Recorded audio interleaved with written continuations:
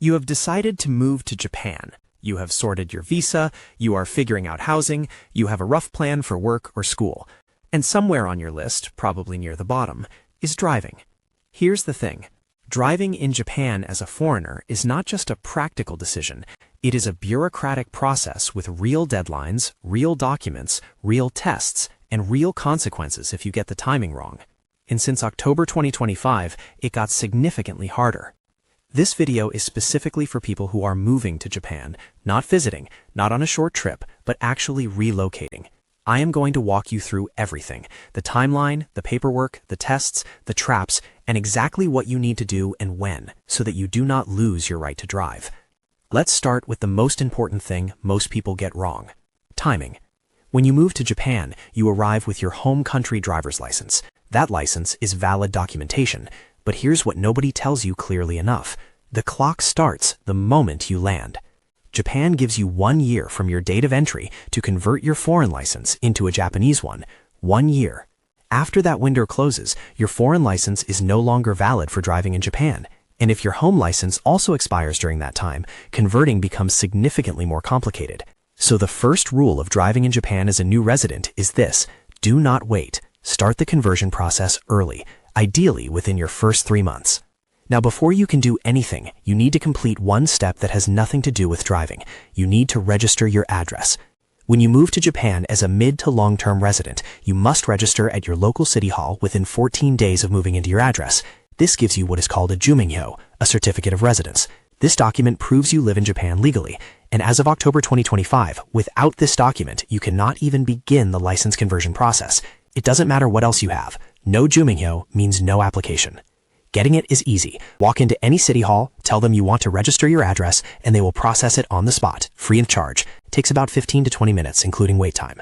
Just make sure that when you later request a copy for the licensing center, you ask for the version without your My Number, your individual identification number. The licensing center specifically requires the version that excludes it. So your first week in Japan, register your address. That's step 0. Now let's talk about your license situation, because where your license is from completely changes what you need to do next. Japan has a tiered system based on your country of origin. The first tier is full reciprocity.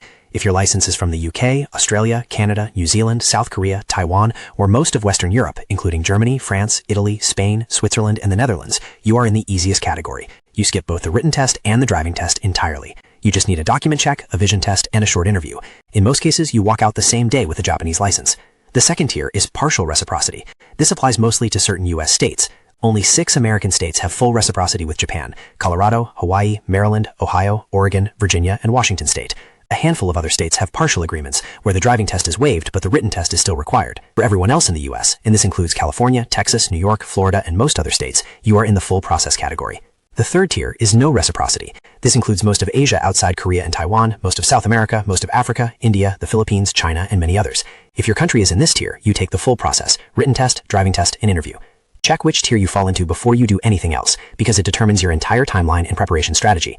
Now let's talk about the documents you need to gather, regardless of which tier you're in. First, your current valid foreign driver's license. Obvious, but bring the original. Copies are not accepted. Second, any expired foreign driver's licenses you have. This surprises a lot of people. Some prefectures require your old licenses to verify your driving history and confirm you have held a license continuously. Dig them out before you leave your home country. Third, your current passport and any expired passports that cover your travel history. The licensing center needs to verify that you actually lived in the country that issued your license for at least 3 months after the license was issued. They do this through your passport entry and exit stamps. If you went straight from your home country to Japan the week after getting your license, that can cause problems. Make sure your passport history clearly shows the required 3 months of residence. Fourth, an official Japanese translation of your foreign license. This cannot be any translation. It must be issued by JAF, the Japan Automobile Federation, or by your home country's embassy or consulate in Japan. JAF translations typically take about 2 to 3 weeks and cost around 3,000 yen. Apply for this early. It is one of the most common causes of delay. Fifth, your jumingyo without your My Number, as we already discussed. Sixth, your residence card, the card issued to you by immigration when you enter Japan as a mid to long-term resident. And seventh, if you are from a country where immigration gates use electronic scanning rather than physical stamps, your passport may not have the stamps needed to prove your residency history. In that case, you will need to contact your home country's embassy to obtain alternative documentation. This is common for many EU nationals. Check this before your appointment. Once your documents are ready, the next step is booking your appointment. This is something that has changed significantly. Many prefectures, including Tokyo, now require advance reservations for foreign license conversions. Walk-ins are increasingly not accepted. And in busy urban areas, the wait time for appointments can be anywhere from 2 weeks to 3 months. Book as soon as your documents are ready. Do not wait until the week before you want to go. The longer you wait to book, the further your appointment pushes toward that 1-year deadline, and that creates unnecessary pressure. On the day of your appointment, here's what happens. You arrive, check in, and staff review your entire document package. They verify everything: your identity, your driving history, your residency. If anything is missing or incorrect, you will be asked to come back. This is why preparing your documents carefully in advance matters so much. After the document check, you take a basic vision test. You need 0.7 binocular vision to pass, or 0.3 per eye individually. Standard glasses and contact lenses are permitted. If you are from a fully reciprocal country, that is essentially it. Short interview, paperwork, and you receive your license the same day. If you need to take the written test, that comes next.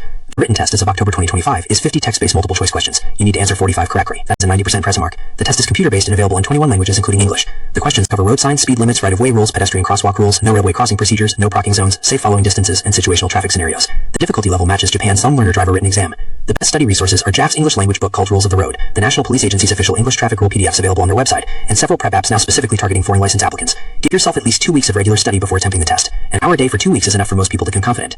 If you pass the written test, or if your country exempts you from it, you move to the practical driving test. This is where most people struggle. The first attempt to pass rate for non-exempt applicants is approximately 20%. Let that number sink in. 4 out of 5 people fail on their first try. The test is conducted on a controlled course at the licensing center, not on public roads. You drive a set route that includes straight sections, S-curves, crank sections, and specific stops at pedestrian crossings, a simulated railroad crossing. The examiner rides with you and gives instructions in Japanese. You will need to know basic directional commands. Masagu for straight ahead, Hidari for left, Miki for right, Tomete for stop. If possible, take at least one practice lesson with a bilingual driving instructor on a similar course before your test day. It makes an enormous difference. Now here's the most important thing to understand about the driving test. It is not measuring whether you are a safe or skilled driver. It is measuring whether you perform Japanese driving in a very specific and deliberately exaggerated way. Head checks. Before every single lane change, every turn, every time you pull out or pull in, you must turn your head in a large, visible, deliberate way. Not a glance. A full head rotation that the examiner sitting next to you can clearly see. If it feels theatrical, you are doing it. If it feels natural, it's probably too subtle and you will lose points. Railroad crossings. The car must come to a complete stop before the tracks. Not slow down, not ease through. A full stop with the car completely stationary. Then you look left, then you look right, then you proceed. Miss any part of that sequence and it is an immediate disqualification. Your test ends on the spot. This is the single most common reason for instant failure. Signaling. You must signal much earlier than feels natural. Signal before you even begin moving toward the turn. If it feels too early, it is probably correct. Lane position. The test is extremely precise about where your car sits within the lane. Drifting even slightly is a deduction. Stay centered and deliberate. Speed. Keep your speed appropriate and consistent. Driving too fast is a deduction, but driving unnecessarily slowly can also be flagged. Start with 100 points, finish with 70 or above, and you pass. Each mistake costs you 5, 10, or 20 points depending on severity. Some mistakes end your test immediately. If you pass the driving test, the short interview follows. It is a simple conversation about your driving history, how many years you've been driving, any accidents or violations, your general experience. Be honest, be direct. It rarely lasts more than 10 minutes. Pass everything and you receive your Japanese driver's license the same day. It is valid for 3 years, after which it renews on the standard Japanese schedule. Now what if you keep failing the driving test? First, understand that this is extremely common, and you are not alone. But the worst thing you can do is keep retrying with the same habits and expecting different results. If you have failed 2 or 3 times, stop and consider a gashoku. That's a Japanese driving camp, an intensive residential program that runs approximately 2 weeks. You stay at the facility, take daily lessons on the actual test course, and by the end you are ready. It costs more upfront, often several 100,000 yen, but for people stuck in a failure loop, it is almost always faster and cheaper in total than Varsaltian that failed fees plus lost time. Some language schools and expat support services now offer Gairenkirike preparation packages that combine official translation services, written test study materials, and practical lessons. These are worth looking into, especially if you have just arrived and want to get everything organized from the start. One final thought for anyone moving to Japan right now. Japan is one of the most well-connected countries in the world by public transportation. In Tokyo, Osaka, Nagoya, and most major cities, you genuinely do not need a car for daily life. Trains, subways, and buses cover almost everything efficiently and affordably. But if you are moving to a rural area, a smaller city, or a suburb where public transportation is limited, a car is not a convenience, it's a necessity. Grocery stores, hospitals, schools, workplaces, everything requires a car in large parts of Japan outside the major urban centers. So assess your situation honestly. If you are moving somewhere that requires a car, start this process within your first month. Do not let the 1-year window slip by while you are busy settling in. The paperwork, the appointment, the preparation, it all takes longer than you expect. Sort it early, drive legally, and enjoy the roads. Because once you have your Japanese license, driving here is genuinely one of the most pleasant experiences you'll have as a resident. If this video helped, give it a like and subscribe. If you are going through this process right now, drop your questions in the comments. I read them all, and I'll see you in the next one.